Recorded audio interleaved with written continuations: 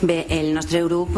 Compromís, com no podia ser d'una altra manera, és partidari d'arbitrar sistemes de participació, no solament en les sessions plenàries, sinó en altres àmbits. El que pensem és que ampliar la participació fent una modificació del ROM amb tanta celeritat ha impedit que s'introduïren altres qüestions que nosaltres considerem fonamentals que haurien veure's contemplades amb aquesta regulació de la participació en el ple. Per tant, nosaltres pensem que s'hauria d'ampliar la possibilitat de fer preguntes als assumptes inclosos en l'ordre del dia del ple, perquè tots els que estaríem en el ple som perfectament coneixedors dels assumptes i entenem que en aquest cas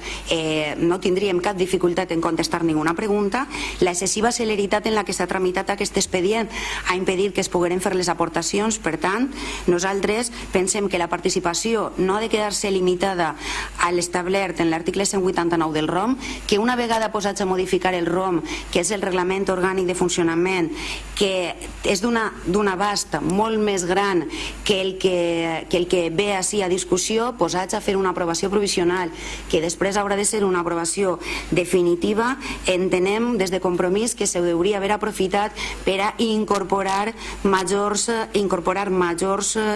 participació en aquest punt.